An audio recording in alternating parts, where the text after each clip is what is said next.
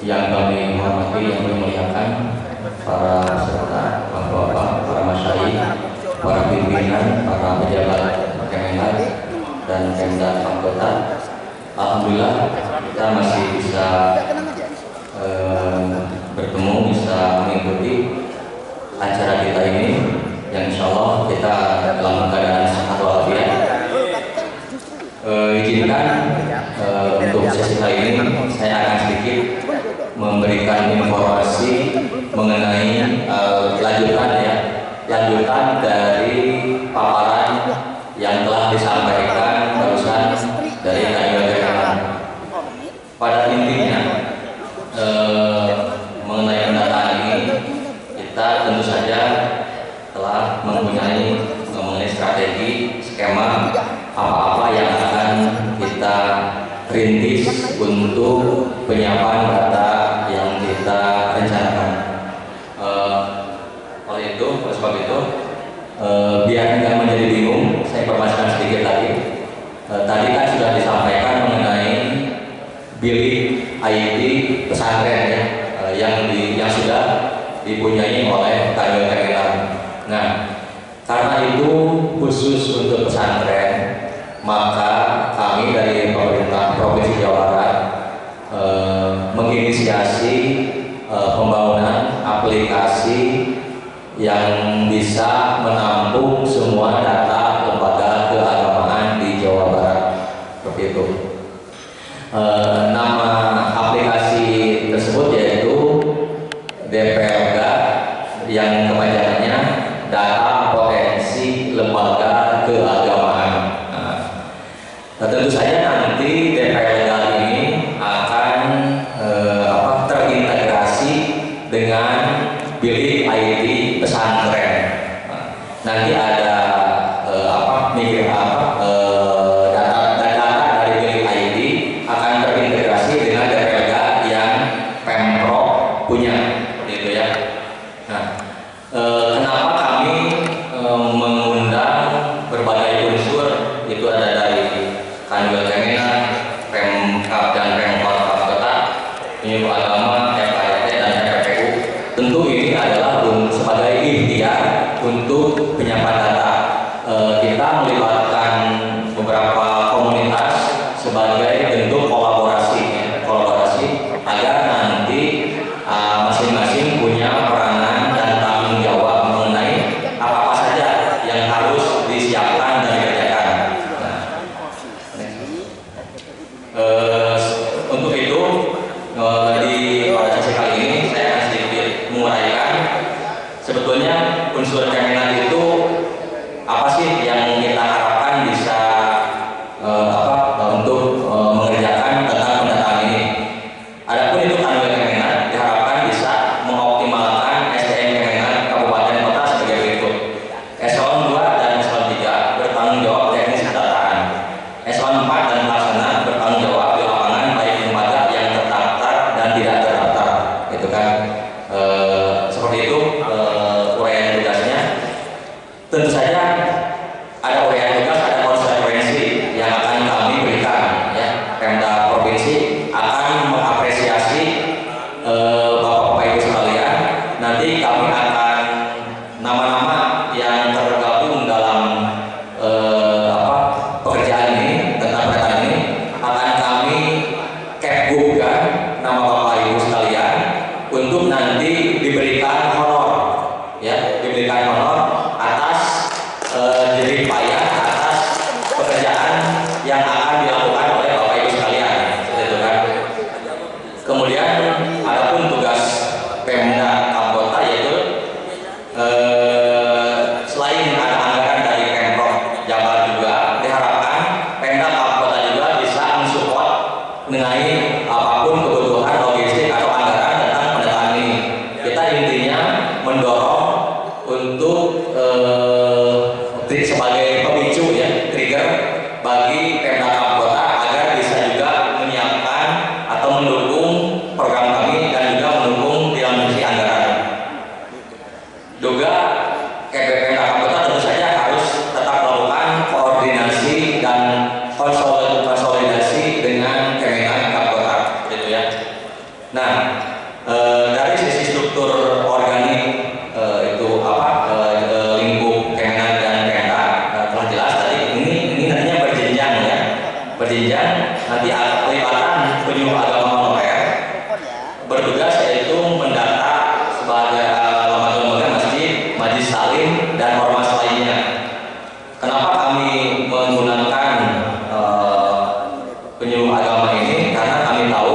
penyuluh agama ini berada sampai tingkat kecamatan dan desa, cakupannya sangat luas gitu kan, sehingga akan memudahkan pendataan ke depannya. Selanjutnya itu kita juga melibatkan komunitas dari Forum Komunikasi Diniyah Tahmiliyah. FKM juga terkait meliputi yaitu untuk pendataan pesantren diniyah, taman pendidikan Quran, taman pendidikan Quran dan Nurul Atfal. Sebetulnya kalau pesantren sudah jelas tadi kan, di input datanya di bilik ID pesantren. Selain pesantren, kami dorong, kami harapkan nanti bisa diinput di aplikasi yang telah kami bangun, yaitu DPLK tadi ya. Tentu saja nanti bilik ID itu sebagaimana telah saya sampaikan bahwa nanti akan terintegrasi dengan aplikasi DPLK. Juga selanjutnya ada juga kita juga melibatkan yaitu dari FPPU ya, FPPU Forum Pemberdayaan Pondok Pesantren dan Umat. PPU ini sebetulnya tugasnya sama juga dengan yang tadi dilakukan oleh Pak dan PT, yaitu kalau tadi Pak teknis menginput data ya, kalau tadi Pak dan PT, kalau PPU ini untuk melakukan monitoring di lapangan, juga melakukan konsolidasi dan evaluasi ya, biar nanti bisa berjenjang ya, karena ini rencananya yang akan kami rekrut, yang akan kita kolaborasikan dengan Pak Bapak itu akan ada sebanyak 1.700-an SDM yang akan kami capgubkan, yang akan kami libatkan dalam pendataan lembaga keagamaan. Untuk tahun ini insya Allah 1.700-an SDM tersebut akan kami berikan honor selama 1 bulan pekerjaan, mungkin di bulan November kita running-nya itu akan kami berikan honor sebagai bentuk apresiasi dari pemerintah daerah Provinsi Jawa Barat atas apa-apa yang akan dikerjakan oleh petugas lapangan. Kedepannya mudah-mudahan kita bisa mensupport dalam 1 tahun anggaran 12 bulan ya. Mudah-mudahan ya, kita minta doa dan dukungan aja dari Bapak Ibu sekalian. Semoga niat baik kita mendapat kelancaran ya. Selanjutnya tadi Pemprov sudah saya sampaikan bahwa kita memiliki tugas sebagai fasilitator program, juga penyediaan anggaran dan juga penyiapan regulasi sebagai tadi saya sebutkan bahwa kita akan menerbitkan Pergub dan Kepgub sebagai dasar hukum kegiatan dan pengeluaran anggaran. Kami sangat mengharapkan kerjasama juga dukungan dari Bapak Ibu sekalian, sehingga apa-apa yang kita rintis hari ini bisa terwujud di kemudian hari. Ini sebagai sebetulnya hal yang sangat sulit sebetulnya, tapi sebagai langkah awal kita tidak ada salahnya untuk bisa memulai dari sekarang gitu ya. Mudah-mudahan Bapak kita, Ibu sekalian, kita bisa saling menguatkan, bisa saling kerjasama sehingga apa-apa yang kita rencanakan bisa terwujud di kemudian hari gitu. Tadi sebagaimana telah Kanwil Herina sampaikan, mereka telah memiliki bilik IT pesantren. Sebetulnya itu hanya spesifik hanya khusus pesantren. Sementara kami dari pemerintah daerah membutuhkan data lembaga keagamaan secara keseluruhan. Sebetulnya kami sangat terbantu dari bilik IT pesantren, sehingga kami berinisiatif melakukan perencanaan membangun aplikasi DPLK untuk memfasilitasi lembaga keagamaan yang belum bisa di-input di bilik IT pesantren seperti itu. Nanti sebetulnya pada hari ini kita melaksanakan kegiatan baru, kita akan ada 9 angkatan. Kedepannya kita akan membimbing juga tenaga lapangan teknis penginput data.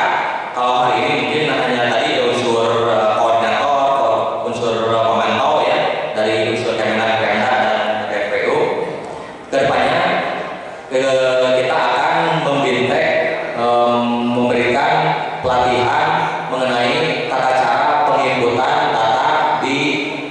data potensi lembaga keagamaan dan bilik IT bilik pesantren. Untuk itu sebagai gambaran, sebagai informasi awal bagi Bapak Ibu sekalian, sekarang akan kami sampaikan juga mengenai aplikasi yang dipunyai oleh Pemprov Jawa Barat, yaitu aplikasi DPLG atau data potensi lembaga keagamaan di Jawa Barat. Untuk itu kami persilakan Kang Dekan untuk memberikan presentasi mengenai DPLG maksud. Waktu dan tempat silakan. Assalamualaikum warahmatullahi wabarakatuh. Waalaikumsalam.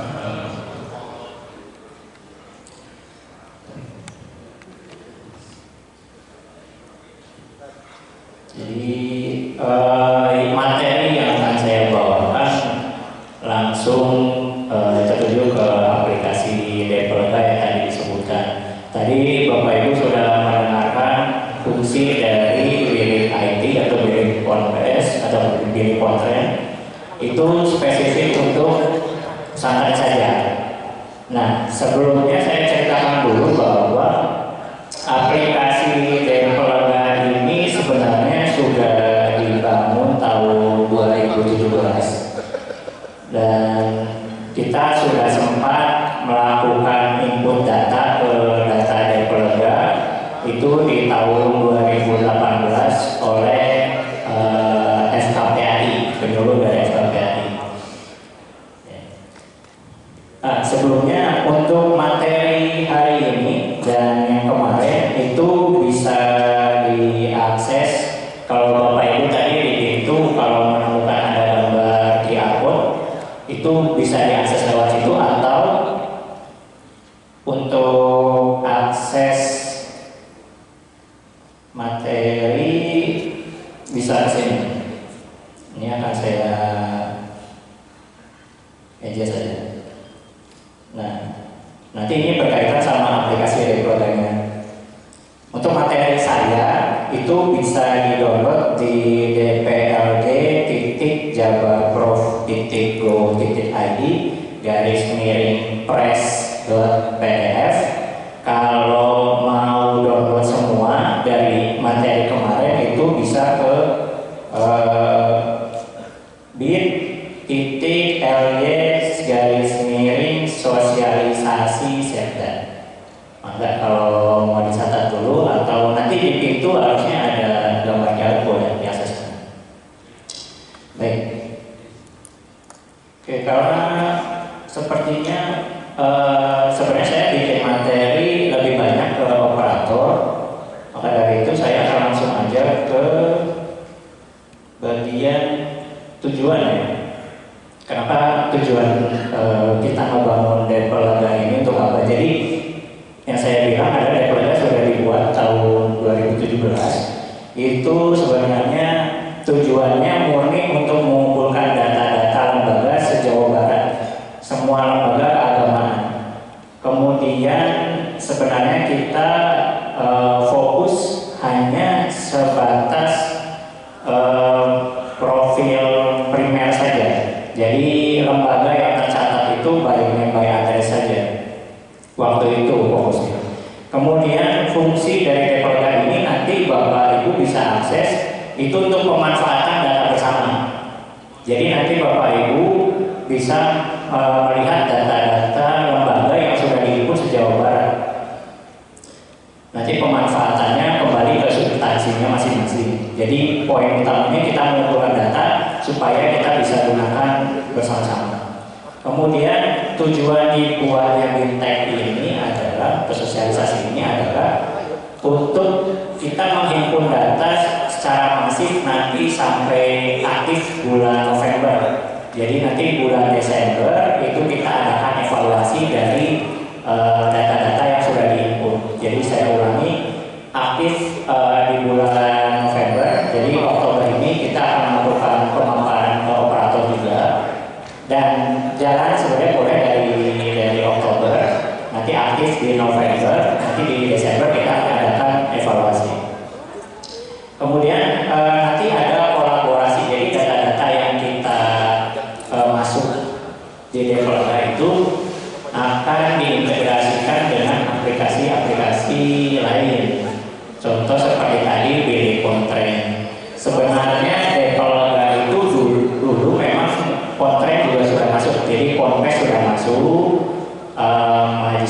program masuk dan lain sebagainya, masif dan sebagainya, karena dulu kepentingan pembuatan Deproga adalah untuk ada aplikasi satu lagi namanya tata kelola bantuan hibah. Jadi ada hubungannya sama hibah.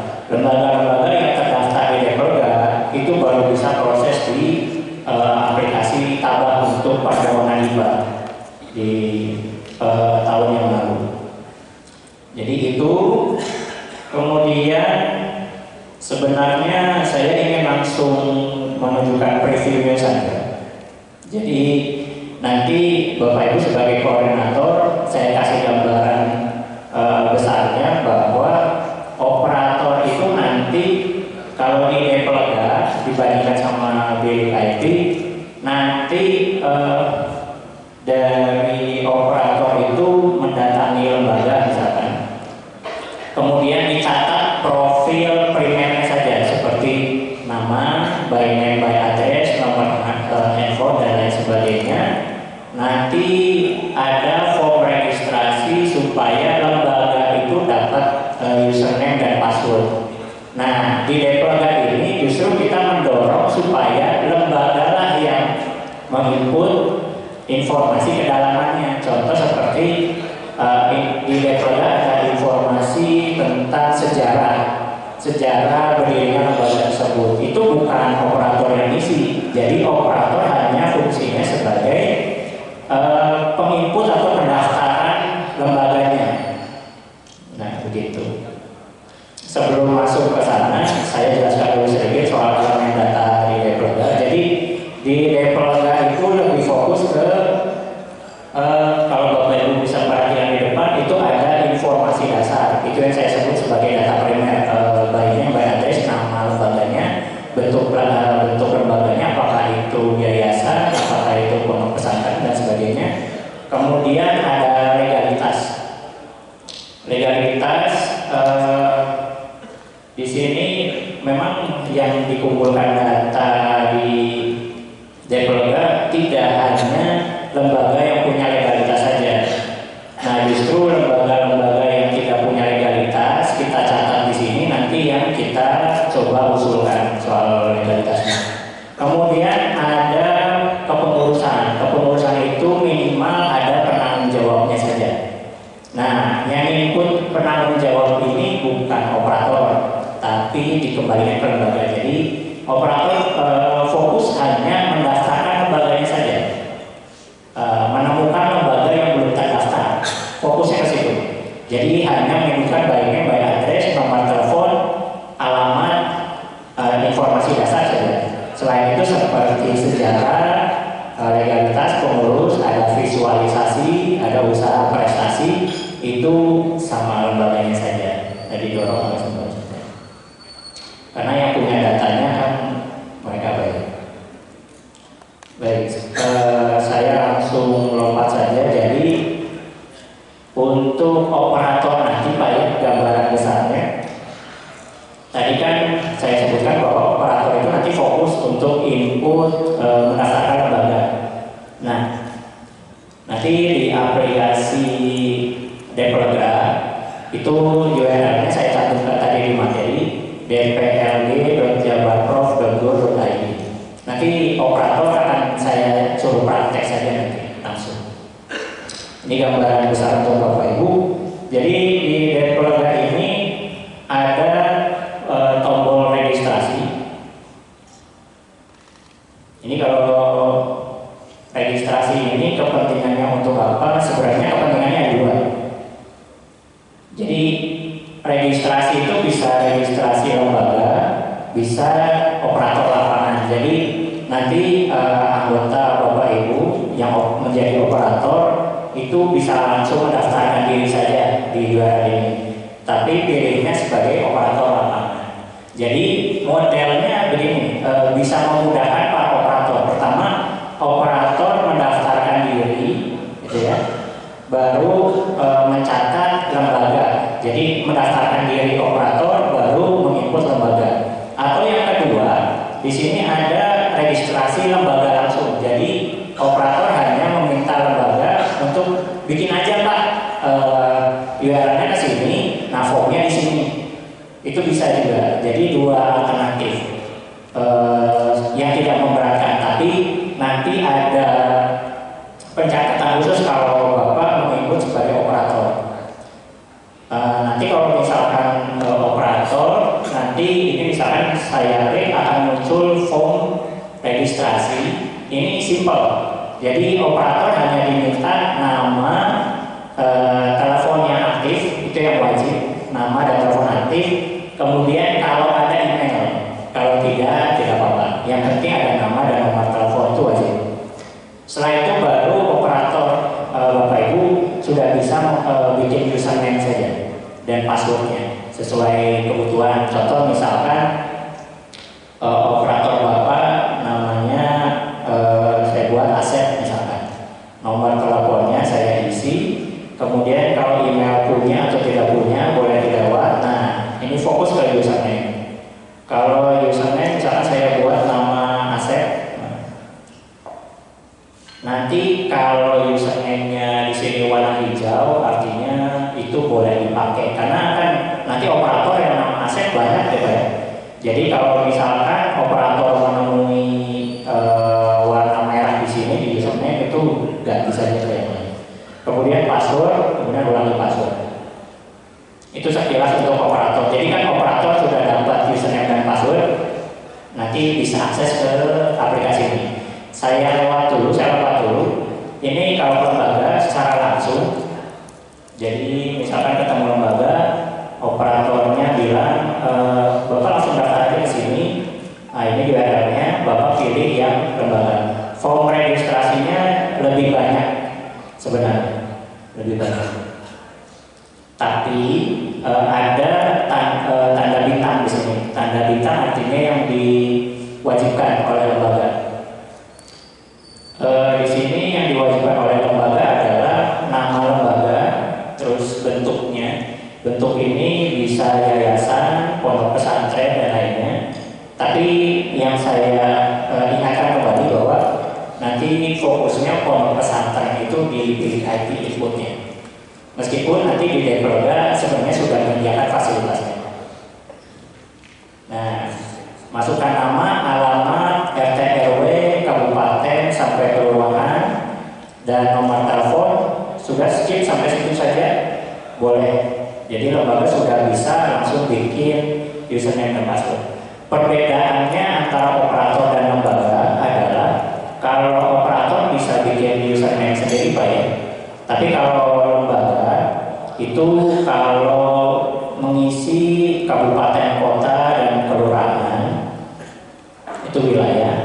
Nah nanti akan muncul di sini nomor registrasi. Nomor registrasi ini yang digunakan oleh lembaga untuk login di aplikasi. Nanti mereka sendiri yang menginput datanya, legalitasnya, sejarahnya dan elemen data yang lain. Jadi operator hanya sekedar menginputkan saja data lembaganya begitu. Jadi kalau lembaga lewat form registrasi ini artinya operator tidak perlu menginformasikan kembali username dan passwordnya karena lembaga sendiri yang membuat. Nah jadi disarankan operator nanti ketemunya langsung sama IT-nya saja supaya lebih memahami. Begitu. Kemudian kalau sudah nanti misalkan tadi sudah lembaga sudah terdaftar ya. Tadi operator sudah terdaftar. Nah, saya masuk sebagai lembaga dulu saja ya. Saya masuk sebagai lembaga.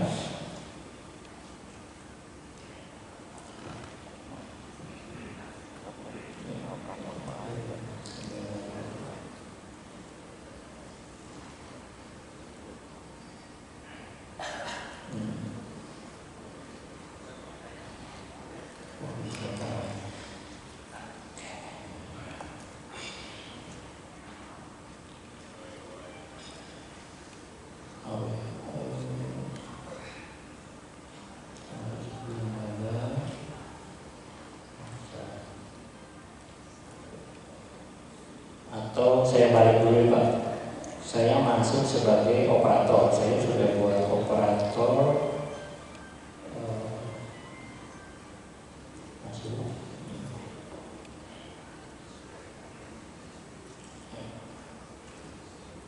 Ini gambaran besar nanti kalau operator Bapak Ibu sudah dapat akun. Jadi halaman pertama yang muncul adalah data lembaga yang diinput oleh operator tersebut. Nah, ini bedanya Pak, yang harus diperhatikan. Kalau lembaga menginputkan atas dirinya sendiri, maka tidak ada catatan bahwa lembaga itu diperkenalkan oleh operator. Kalau misalkan operatornya bikin akun dulu baru masuk, terus di sini ada fitur tambah lembaga, nanti akan muncul di sini. Ini contoh saya masuk ada satu lembaga untuk data percontohan. Nah, operator yang tadi saya daftarkan, saya input, masukin data lembaga, maka akan tercatat sebagai operator tersebut. Nah, ini nanti yang mungkin akan jadi parameter evaluasi kita, operator mana yang lebih aktif dan tidak. Bisa dilihat dari sini. Jadi kita sebenarnya memberi kemudahan, apakah dari lembaga sendiri yang menginput atau dari operator sendiri yang mendaftarkan. Hasilnya sama saja. Tapi bedanya kalau operator nanti akan langsung tercatat di sini bahwa dia sudah menginputkan. Nah, tadi kalau misalkan lembaga saya masuk sebagai lembaga, halaman yang ditampilkan berbeda. Nah, ini halaman yang ditampilkan. Jadi di dalamnya ada informasi kontak. Nah, jadi kalau operator fokusnya ke kontak saja isinya. Jadi ada nomor telepon, ada alamat, itu yang penting. Terus kalau lembaganya bentuknya yayasan atau perkumpulan atau ormas dan sebagainya. Nah, sisanya biar lembaga saja yang menginput. Seperti di sini ada kolom sejarah. Nah, di dalam sejarah itu elemennya ada banyak lagi, tanggal pendirian, kondisi bangunan, luas tanah dan sebagainya. Nah, terus juga ada elemen kepengurusan. Di sini saya input ada 3, kemudian ada legalitas. Jadi legalitas ini bergantung dengan bentuk lembaga yang kita input. Misalkan yayasan perlu di legalitas itu ada akta notaris dan SK Kemenkumham. Itu formnya sudah kita sediakan sesuai dengan bentuk lembaga. Jadi lembaga tidak akan pusing. Nanti yang lebih detail saya jelaskan langsung ke operator di angkatan berikutnya. Ada usaha. Jadi kalau lembaga itu punya usaha bisa dicatatkan di sini. Nanti akan jadi data. Mungkin nanti ke depan hari akan diperlukan data seperti lembaga yang punya usaha. Mungkin nanti akan dijadikan sebagai contoh atau kebijakan. Kemudian ada prestasi juga yang pernah. Kalau tidak ada jangan dipaksa ngisi semuanya. Maksudnya kalau misalnya lembaga itu ada punya datanya sudah. Kemudian fokus ke tengah sebelah sini ada gambar. Ini lebih ke sarana dan prasarana gedung lembaga. Kalau misalkan ke masjid misalkan ya, pendaftaran masjid sudah daftar, nanti pihak masjidnya bisa visualisasi atau foto saja. Masjid depan kanan kiri, nanti dimasukkan ke sini. Jadi kita sebagai pemilik data bisa menggunakan data itu untuk kepentingan misalkan bantuan dan lain sebagainya, atau survei lapangan dan sebagainya. Kita nggak perlu bolak-balik cross check begitu. Lembaga halamannya hanya sedikit Pak. Jadi elemen-elemen datanya sekarang hanya sini. Untuk mungkin di tahun depan memang direncanakan untuk kedalaman data. Nah, kedalaman data ini selain elemen-elemen yang saya sebutkan, sejarah dan lain sebagainya, itu nanti operator hanya mendampingi saja. Jadi tidak ada operator melakukan input data untuk lembaga. Sifatnya simpel, operator hanya bertugas menginputkan data by name by address, ada username dan password, sisanya lembaga yang menginputkan. Untuk kedalaman data di tahun depan, operator hanya mendampingi saja, caranya seperti ini dan sebagainya. Baik, nah ini untuk kepentingan keputusan Pak. Sebenarnya di sini ada fitur analisa. Kalau Bapak Ibu bisa lihat ke depan, di sini jadi sampai hari ini di tahun 2018 yang saya sebutkan tadi, bahwa kami sudah mengumpulkan data oleh bantuan penyuluh FKPAI itu hampir setahun lebih, dan data yang diterima itu sekitar 25.000 data lembaga. Ini bisa dibilang cukup banyak, tapi untuk lingkup Jawa Barat ini belum berapa persennya. Ini memang sudah banyak. Maka dari itu, dari data ini, di sini saya juga pilihkan kabupaten provinsi wilayahnya mana yang paling banyak. Ya. Di sini yang paling banyak itu sebenarnya kita dapat data majelis taklim, ada sekitar 7.000 lembaga. Nah, Bapak Ibu yang dari Kemenang atau nanti dari operator, cara ikutnya sebenarnya gampang, bisa meneruskan. Artinya kalau Bapak Ibu menemukan lembaga atau data-data yang ada di Kemenang itu sudah ada di sini, itu nggak perlu diinputkan lagi. Jadi tinggal menghubungi lembaganya supaya mengisi kedalamannya seperti sejarah, legalitas dan lain sebagainya. Begitu. Jadi di sini kita sudah punya 25.000 data sebenarnya. Nanti dari 25.000 data ini di bulan Desember nanti kita akan lihat akan sampai berapa ratus atau mungkin juta. Baik. Selain itu di menu berikutnya nih, jadi ada menu data potensi lembaga, bisa lihat data lembaga, sarana prasarananya, kegiatan usaha, legalitas dan prestasi. Jadi berdasarkan elemen tadi, kalau Bapak Ibu butuh data lembaga misalkan ya, bisa masuk ke menu ini. Nanti kalau mau lebih spesifik misalkan dari majelis taklim, nah nanti akan muncul semua data lembaga yang sudah pernah kita masukkan. Nah ini kalau diklik ya, nanti akan masuk ke halaman ini yang barusan. Jadi contoh ini ada majelis taklim atas nama Asofa, ini sebenarnya sudah mengisi nomor telepon dan lainnya, tapi belum mengisi kedalamannya. Jadi kalau Bapak Ibu menemukan, maka nanti ke lembaganya hanya perlu informasi untuk mengisi kedalaman saja. Kemudian kalau misalkan Bapak Ibu ingin cari tahu sebenarnya lembaga itu sudah ada atau belum, di atas ini paling atas ini kalau bisa dilihat di paling atas ini ada menu pencarian untuk lembaga ya. Jadi kalau misalkan Bapak Ibu mencari kata al misalnya, al itu semua ada banyak. Nanti kalau spesifik Bapak Ibu mau cari lembaga apa, ada. Nah Bapak Ibu sekarang kan misalkan belum mendapat akses ya, sebenarnya boleh saja registrasi sebagai operator yang tadi. Jadi masuk saja ke deploga.jabarpos.go.id, kemudian registrasi sebagai operator, nanti masuk itu Bapak Ibu sudah bisa menggunakan datanya. Begitu. Nah nanti di matching saja. Kalau misalkan dari bilik IT belum ada, di sini sudah ada, sebenarnya boleh ambil dari sini saja gitu.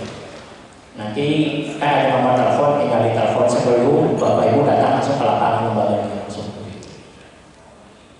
Jadi ke depan deploga ini juga akan terkoneksi dengan bilik IT terkait dengan datanya. Jadi nanti ke depannya boleh input dari bilik IT atau deploga. Tapi sekarang fokusnya adalah kalau bilik IT itu lebih ke pondok pesantren. Jadi pondok pesantren buka saja bilik IT supaya tidak ada double data di sini nanti. Nah untuk lembaga-lembaga yang belum terdaftar atau belum punya legalitas, daftarkan saja di sini. Nah sebenarnya kurang lebih itu.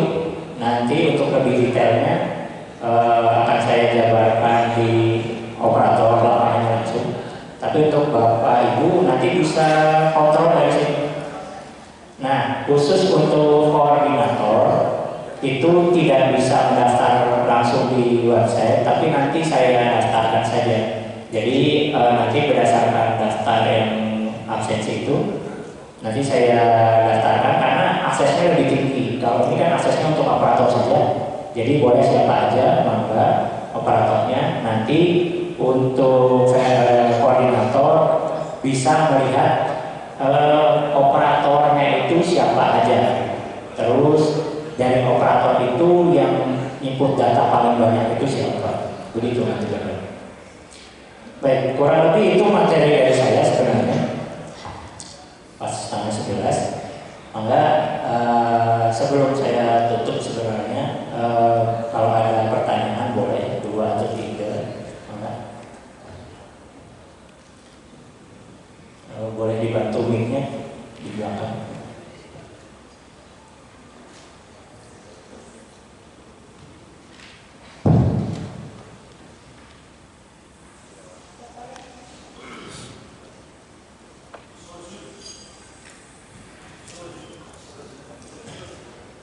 Assalamualaikum warahmatullahi wabarakatuh.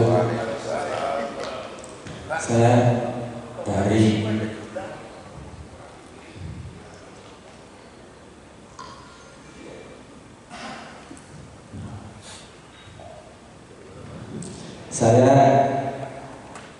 Kabupaten Cirebon.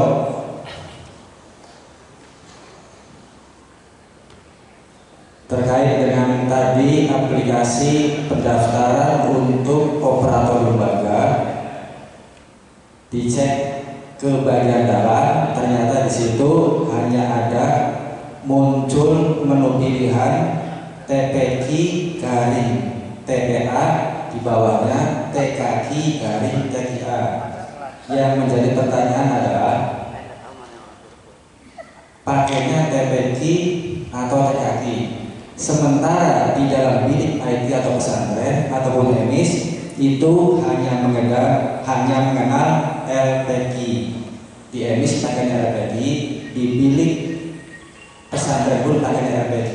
Ketika hanya mencantumkan nama TKQ atau TPQ, sementara LPQ itu di dalamnya ada TKQ, TPQ Pauki, LPQ dan TKA. Yang kasihan adalah TKA Ta'lim Qur'anil Aulad ataupun RTQ Rumah Hafidz Quran ataupun Pauku seolah-olah tidak terakomodir untuk pendaftaran menu tersebut. Sekian, terima kasih. Terima kasih Pak untuk pertanyaannya. Itu bagus sekali. Sebenarnya saya mau bahas itu di operator, tapi ini gambaran besarnya.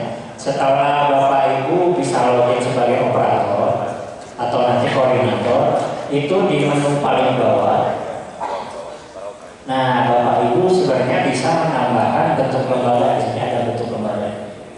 Di dalam bentuk lembaga ini Bapak Ibu bisa menambahkan apakah ini contoh yang sudah ada itu ada yayasan sampai ke tadi yang Bapak sebut TPQ, TPA sama TKQ, TKA. Kalau misalkan ada yang lain, Bapak menemukan ada yang lain, maka boleh ditambahkan saja bentuk kelembagaannya. Jadi sistem ini sebenarnya mengakomodir semua. Hanya saja kemarin yang dikumpulkan oleh FKPAI 2018 baru lembaga-lembaga terkait ini saja. Jadi kalau misalkan Bapak Ibu menemukan lembaga, oh di sini kok nggak ada, tambahkan saja nanti di operator. Begitu. Begitu Bapak, kurang lebihnya. Ada lagi yang namanya itu yang dibilang. Ya, Assalamualaikum warahmatullahi wabarakatuh. Nama saya Mas Parman dari Kabupaten Subang. Ada 2 hal yang saya sampaikan. Pertama, saya ingin penegasan saja ke depan. Tadi juga sudah dibahas bahwa baik di bilik pesantren maupun di BPK diusahakan ke depan itu lembaga yang bisa langsung mengakses kepada sistem. Sementara hari ini kan baru operator pun yang sudah didata, diinput dan sehingga dia memiliki username dan password. Sementara ketika kita secara umum diklik untuk bilik pesantren, ya kita tidak bisa masuk. Jadi ke depan diusahakan bisa dipastikan bahwa semua termasuk publik saya kira mungkin kan harus bisa mengakses terhadap kedalaman dan data dari bilik pesantren maupun dari DPRK. Itu satu. Yang kedua, tadi saya kira roadmap-nya atau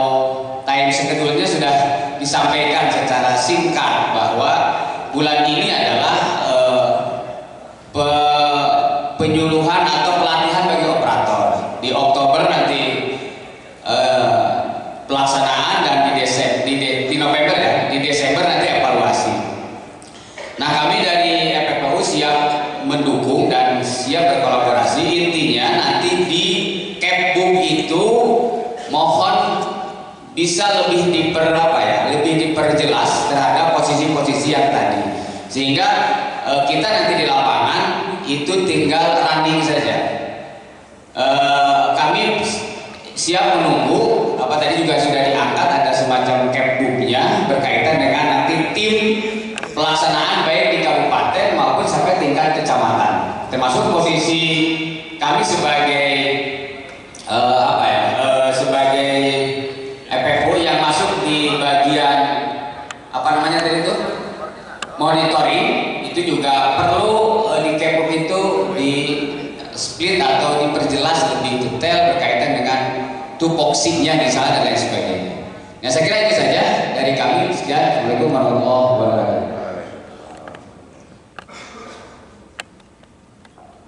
Izin ya, mengenai tadi intinya uraian tugas ya, uraian tugas tentu nanti di Kemku akan diuraikan masing-masing SDM, masing-masing komunitas tersebut wilayahnya yang menjadi wilayah tugasnya apa saja, sehingga tidak tumpang tindih dengan yang lainnya. Itu pasti akan kami uraikan seperti itu untuk memperlancar juga untuk sebagai bentuk guidance bagi pelaksanaan pendataan di lapangan.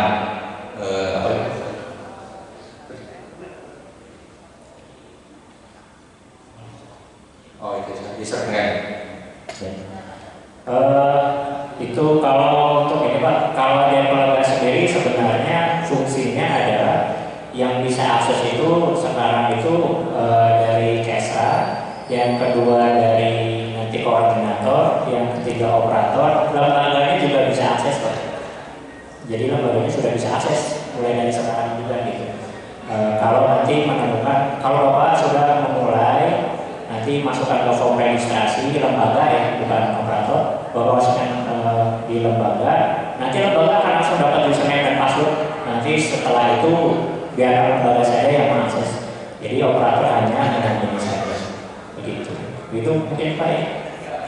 Ada pertanyaan lagi? Boleh dibantu?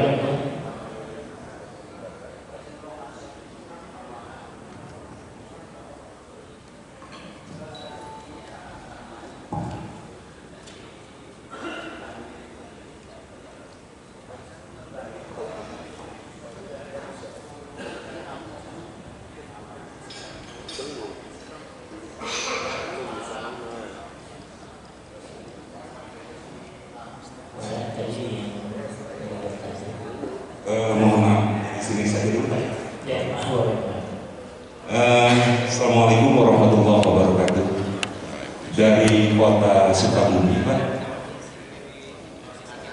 berkaitan dengan aplikasi Bilik Pesantren dan DPLK ini, kalau misalkan tidak salah pembuatan aplikasi ini menggunakan Bootstrap Pak ya? Kalau misalkan tidak salah, jadi melihat dari aplikasi web berbasis PHP ini menggunakan Bootstrap, barangkali akan lebih bermanfaat bagi kita, karena tentunya nanti akan banyak dilakukan sosialisasi ke para operator, tapi juga alangkah lebih baiknya apabila menyediakan fasilitas helpdesk. Jadi dashboardnya ada helpdesk, ada menu untuk bantu, di mana pertanyaan tidak harus ditanyakan berulang-ulang. Jadi bisa ditampilkan di menu helpdesk itu.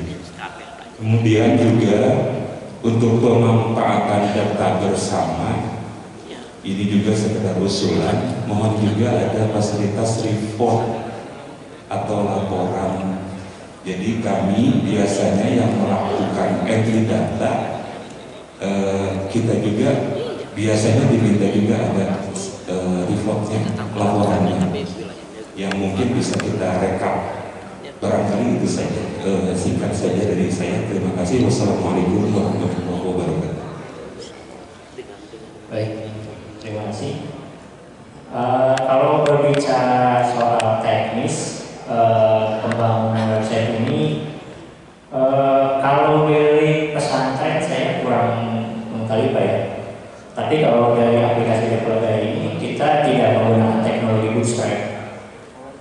kita menggunakan teknologi yang lain. Kemudian sebenarnya semangatnya kan bilik konten sama Deplaga ini dari sekarang itu terus maju, berkembang, dikembangkan.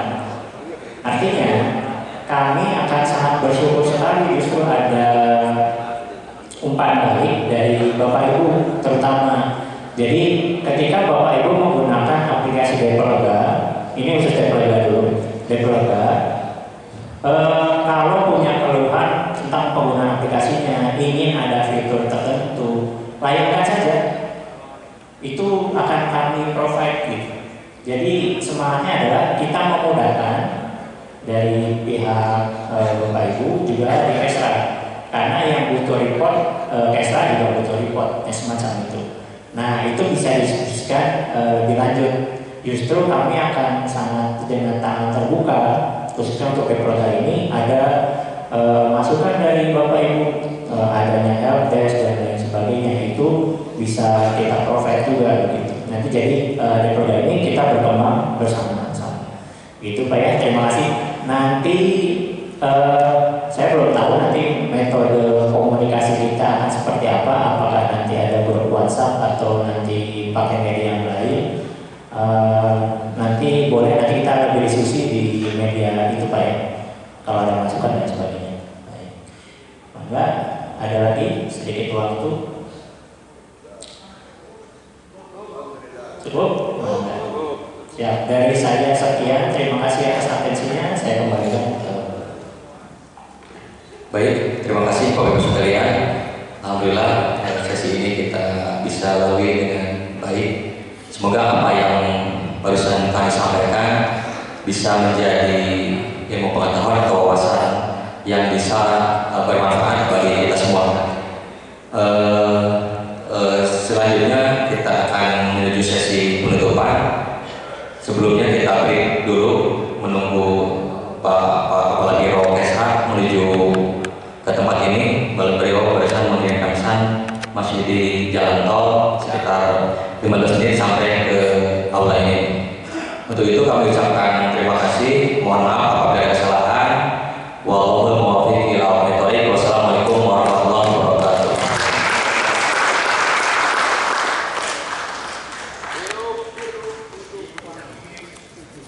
Mohon perhatian bagi ibu-ibu, bapak-bapak yang membutuhkan materi, maka dipersilakan untuk mendownload dari 3 pemateri.